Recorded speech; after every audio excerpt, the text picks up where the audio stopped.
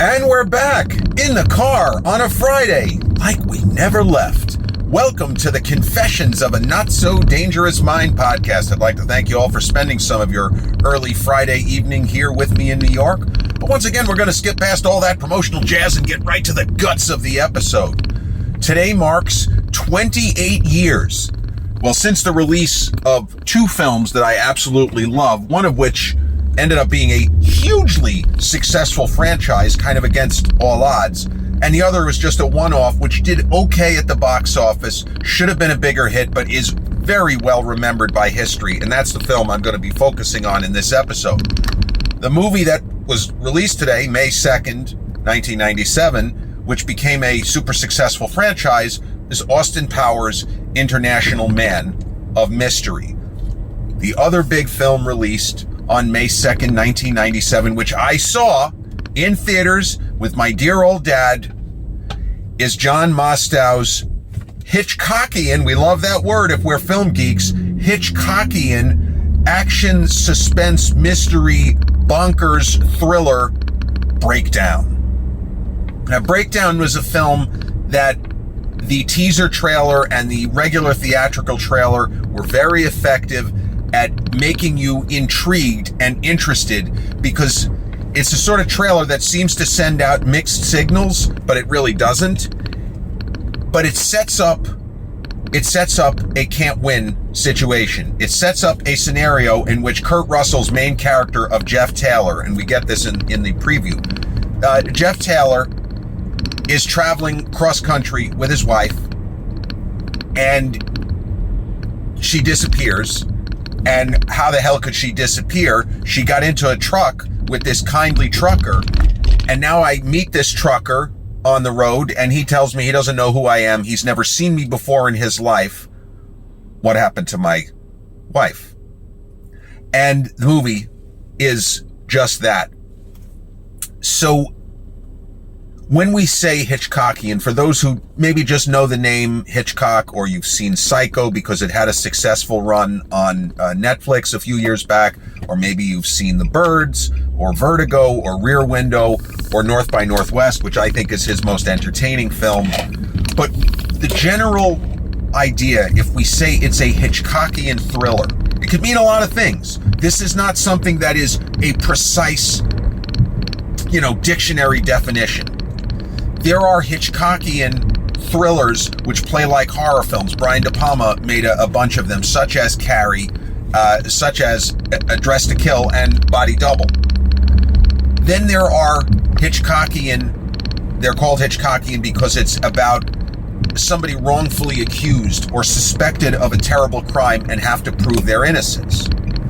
This movie is Hitchcockian because it has elements specifically of North by Northwest, where they're in the middle of nowhere, and this is not a case of mistaken identity or a person falsely accused, but this is a case where there is identity that doesn't make sense. I know that my wife got into this guy's cab, and he's sitting there with a straight face telling me he's never seen me before. That's where you get the Hitchcockian, and also the idea of one lone hero, usually a guy, who is up against insurmountable odds, often needs to prove his innocence, but also sometimes needs to solve a terrible crime where people in the story are arguing this didn't happen, such as in the movie Rear Window, that James Stewart's L.B. Jeffries is 100% convinced that a neighbor across his courtyard has killed his wife, and his friend, a detective, says, Jeff, I love you. We go way back. You need to get some fresh air and stop being a fucking idiot because there was no murder. Okay, the wife is fine. Or words to that effect. Well, in the world of this film, the level of paranoia is off the charts. It almost has the paranoia of a horror film, like a Rosemary's Baby, where you don't know, well, who's in on it? Is there anybody sympathetic to Rosemary Woodhouse? In this film, what we are set up with is Jeff Taylor and his wife Amy. They have the appearance of wealth. There's a little bit of social commentary in this film. All those years ago, they are well-dressed, attractive white people Don't think, like, they're not going for a get out angle. They're not trying to fuck with us as far as, is this movie pro this or anti this? This film simply sets up, you have a very well-dressed white couple driving through an area with a lot of people who don't have a lot of money, who are also white, and they have the appearance of wealth. And that is why the events of the story transpire. They're picked at random, yes. They're not like, oh, we've been studying these people for months and we know they're going to be driving through our area. They're picked at random, but they are not, at the same time, randomly picked, is how I would describe it. They are selected, like winning a contest, because they look like they're fucking loaded. They look like they're loaded. They're driving a brand new Jeep Cherokee, and they just have a certain look about them. But the paranoia is that there's a lot of stuff that happens in this movie that does not make sense. And there are things that we're going to forget about as the excitement of the story is unfolding. But then when you come back to it, let's say after the movie, you say, okay, so this character really didn't know anything, and he was angry because Kurt Russell was accusing him of stuff.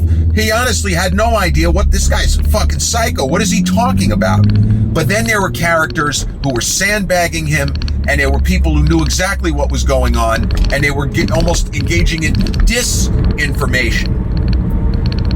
The story proper begins with Jeff and Amy Taylor on what seems to be a road trip. It could be them taking a vacation using their new car, but they are actually relocating. And without them saying it, they are dead broke. They are busted. They don't have any savings left, and they're moving across the country in the hopes of starting fresh. We are led to believe that it's a very happy marriage. They don't appear to have children, but it's a happy marriage.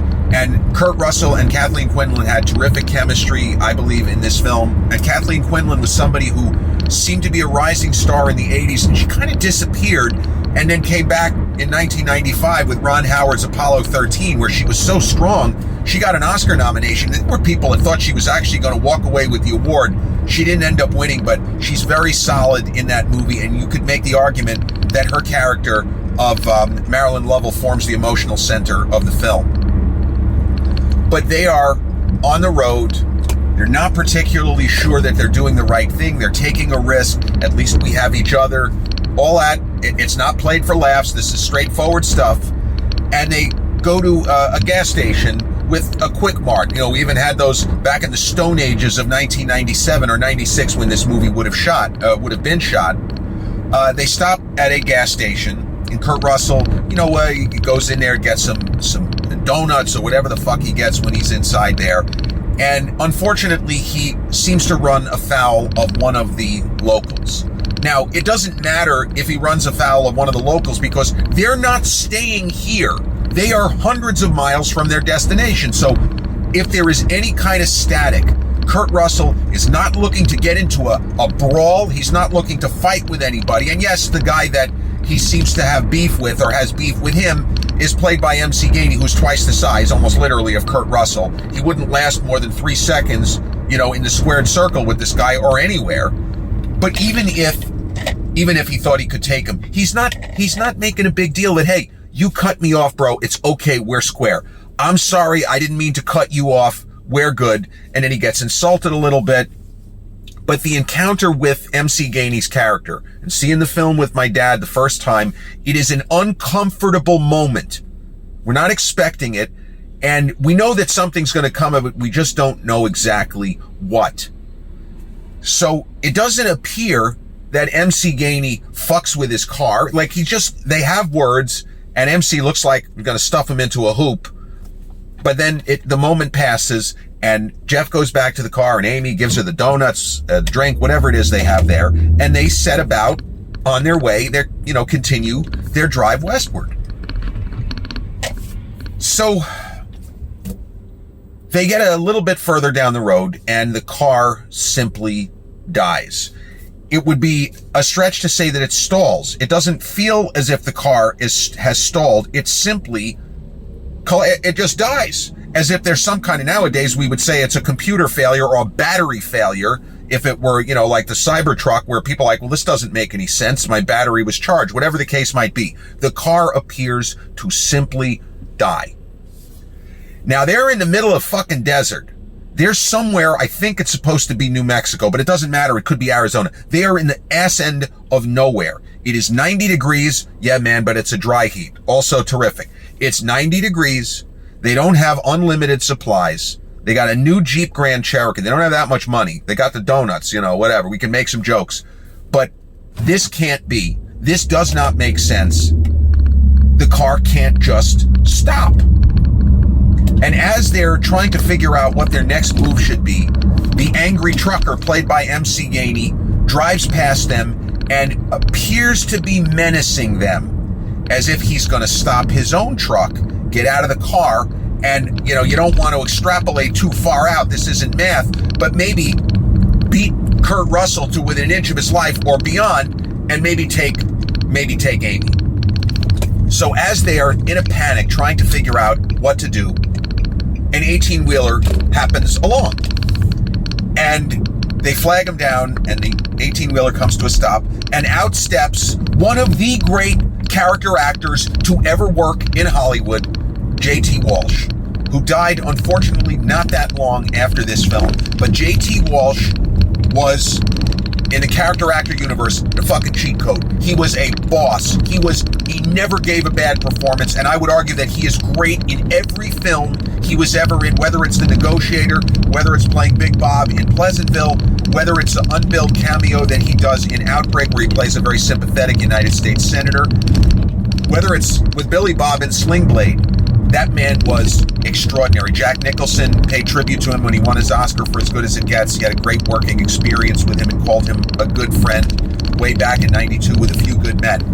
But J.T. Walsh gets out of his truck, and Jeff for sure is gleeful that somebody has stopped, because he now looks up and the angry trucker is driving away. Woof! Thank goodness we are saved. Our savior, J.T. Walsh, identifies himself. His name is Red Bar. He's a trucker, and I'm sorry you folks are having an issue. Maybe I can be of some use.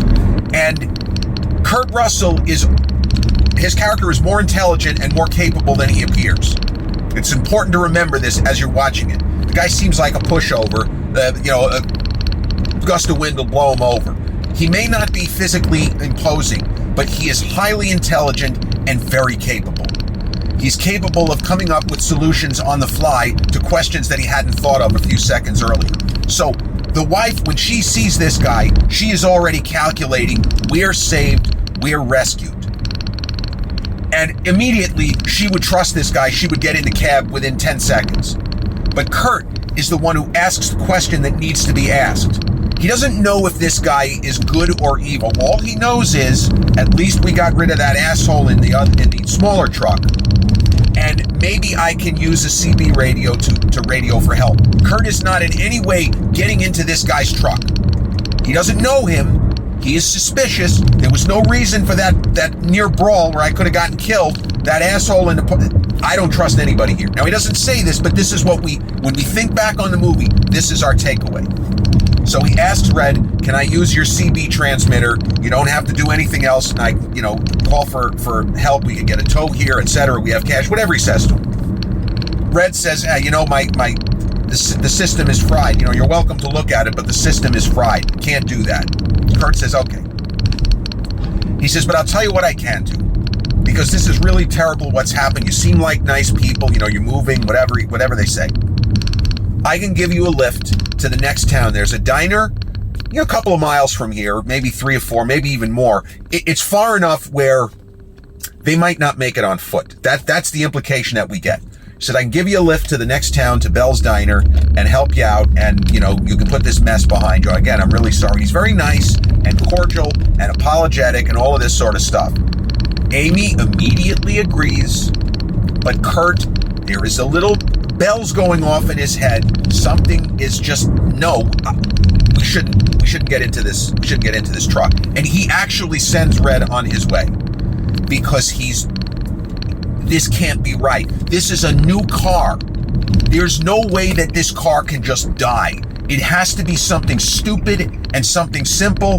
And maybe the guy at the gas station who was mad, maybe he fucked with the car, but I can fix this car. I just need a couple of minutes to clear my head. And he says this in such a way where we as the audience are supposed to look at him. He's a fucking moron. Bro, get in the car. Like, if you don't know what this movie is about, you just drop into it. This stranger is being helpful. Get in this truck. He won't do it. But Amy does not want to sit there in 90 degrees. She doesn't think her husband is going to be able to fix the Jeep. So she ends up flagging the guy down because the guy was pushing off and taking the ride. And Kurt gives a wave. And once again, the guy says, listen, Bell's Diner, we'll be up there. I hope you get your car started, sir. Whatever he says. Not surprisingly to Kurt, when he clears his head and he starts thinking about what sound the car is making, he realizes what it is and he fixes it in less than 2 minutes. If Red had not happened along when he did, Jeff would have been able to fix the car. But therein lies the rub. Because when he gets to Bell's Diner, there is no sign of Amy and there is no sign of the trucker that was supposed to be there, drop her off or whatever. And what we understand, although we wouldn't be thinking this as we're watching the movie for the first time, Red did not happen to get there at that moment. That was a plan. And it's not really much of a spoiler because on the poster for this movie, the phrase, "the trap has been set," is on the poster. The trap is set from the moment that the guy encounters Jeff in the gas station. And now, Amy is missing, and nothing makes any sense, and what the hell is Jeff going to do about it? And that's the setup. That's not even the whole first act. And I won't go into any more spoilers, but suffice to say that the friendly trucker is part of the conspiracy, because it wouldn't be a movie if he was just a friendly trucker. And the angry asshole that threatened Kurt at the gas station is part of the plot. And the Hitchcockian elements here are, how can one man, without any training, how can he fight back against what appear to be a massively devious gang of horrible people? Maybe they're thieves, and they're also, in a weird way, a gang of serial killers. And the thing with this film, on top of so many, and I should, before I forget, because I always forget to tell you guys this, it is streaming on MGM Plus. I'm not sure about Paramount Plus because it was on both for a time. It's been free on Amazon Prime, and it was on HBO Max. It had a long run when it was actually still known as HBO Max. But I know it's streaming on MGM Plus, and it's available for rental for a couple of bucks on Prime and on Apple. But the Hitchcockian elements of how are you going to get out of this? How can this untrained guy, this is not an action hero, this is not Bruce Willis in Die Hard, this is not Stallone in any number of films, this is not Arnold or Seagal or Van Damme. This is a regular guy against impossible odds where he, even if he knows who the bad guys are, he doesn't know if these are all of the bad guys. Who else could possibly be in on this? What I said about the avenues this film goes down, it is scarier and dirtier and grimier, and in some ways there are elements of the Danish film, the George Sluizer movie, which was remade in America, terrible, even though he directed it with, it's one of Jeff Bridges' worst performances, if that's even possible, because Jeff Bridges never missed. But it has elements of The Vanishing is the name of the movie.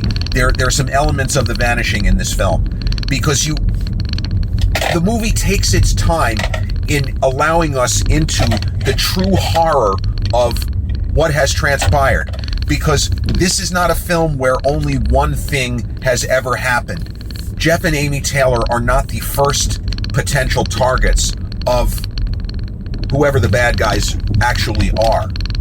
And when we get all the way into and down the rabbit hole, we can't believe how dark this movie is for what is promoted and was promoted as a summer action thriller, which it was. It absolutely It was a summer action thriller, and now that the fact that it was released in the summer doesn't mean anything, it's the most realistic, great action film I would say made in the last 3 decades. That's a hill I'll go down on. But it is so grimy and scary to contemplate what happened to others and why. And the movie leaves you not so much with questions, but it leaves you shaken. It leaves you really kind of almost happy that you don't ever have to meet people like Jeff Taylor and Amy Taylor meet in the world of this film. Now, I talked about the movie with regards, this was over a year ago, with regards to Kurt's incredible performance.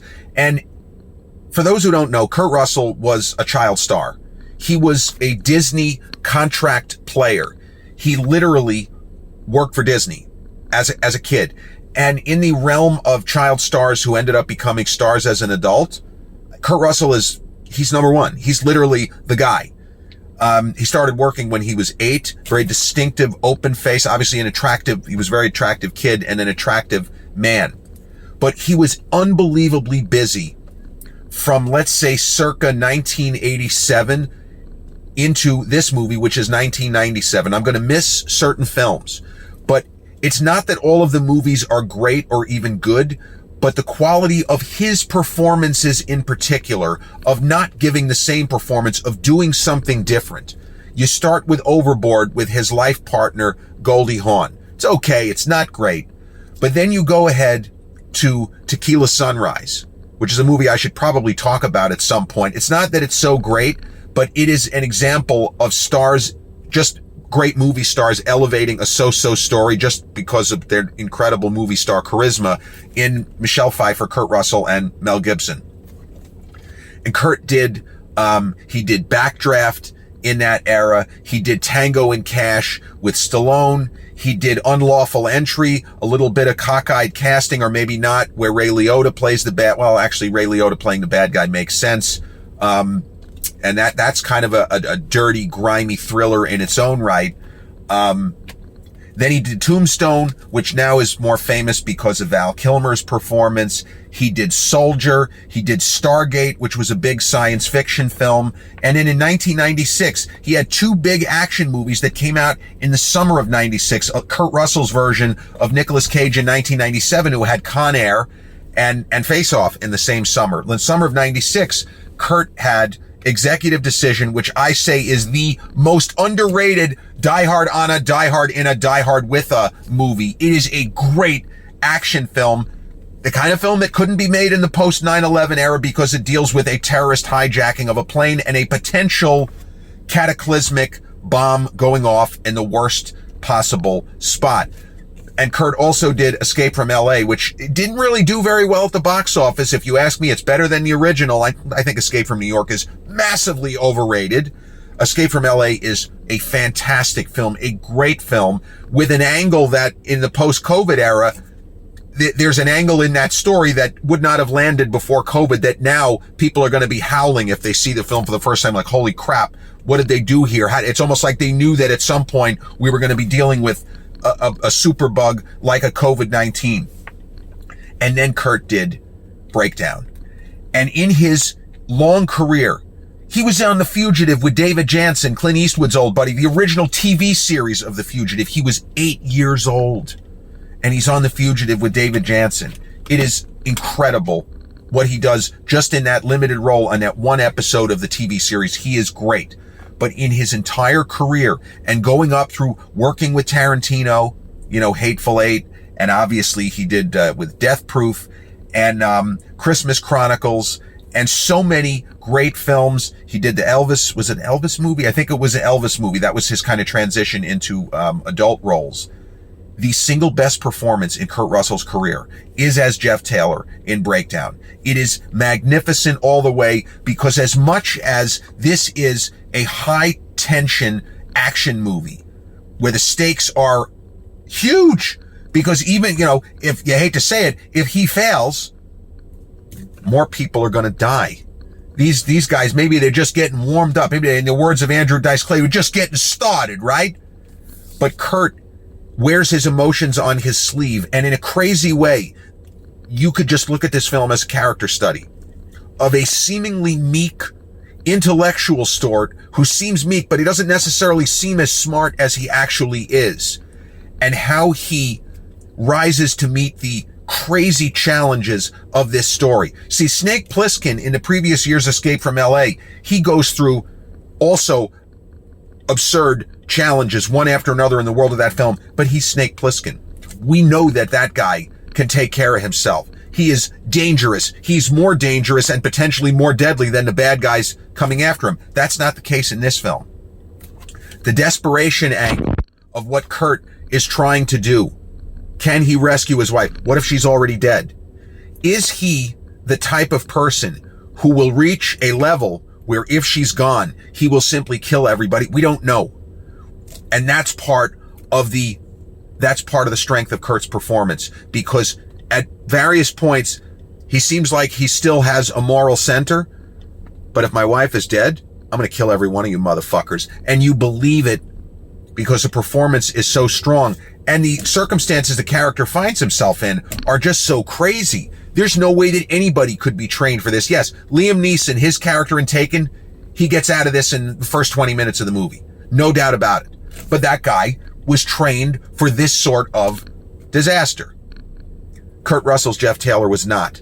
And the fact that he believably meets the challenges of the story and believably stops running, stops playing defense, and starts making threats in the manner of Cary Grant, again, not a coincidence, in North by Northwest, who spends most of the movie running, trying to figure out what's going on and why. And when he figures it out, he plants his feet and starts threatening the bad guys. You've spent all of this time. How many chances did you have to bump me off? I suggest you watch your back. Because in the immortal words of Sylvester Stallone's John Rambo, I'm coming to get you. And Kurt has these moments of tremendous conviction, rage, but a resolute focus. I'm getting my wife back, and if it means that all you guys die, I can live with that. Can you? Probably not. So yeah, Breakdown was a box office hit, but not as big a hit as it should have been, given the fact that it got great reviews. Runaway rave reviews. Most of the major critics gave it either 3.5 stars or like a top marks of 4 stars. Roger Ebert was a huge fan. The late Gene Siskel also terrific, 2 thumbs up, whatever. And it is just one of those movies. If I'm asked to name 10 best action films of the 90s, 10 best thrillers that aren't like, Seven or that sort of movie, this is a film that I always mention. And I don't know anybody who has picked this movie up late, like now. Let's say you're under 30 and you had not seen this movie. Like, there are a number of movie reactors who saw this film for the first time and were just blown away. How did I not know about this? I thought I knew Kurt Russell's career. I didn't know this film. Whatever it is. Breakdown. Released on this day, 1997, written and directed by Jonathan Mostow, starring Kurt Russell, Kathleen Quinlan, MC Gainey, and the fantastic cheat code character actor who was the late, great J.T. Walsh. This has been episode 502 of the Confessions of a Not So Dangerous Mind podcast. I'd like to thank you all so much for spending some of your now Friday evening here with me in New York. And if you check out this episode on the YouTube channel, haven't done so already, please click like, subscribe, comment, share, turn on those notifications. Or if you catch this episode on the audio platforms such as Podbean, Spotify, iTunes, or the others in which we're hosted, same general rule applies. Click like, subscribe, share, and turn on those notifications. I'll be back with a new episode real soon. Till then, peace.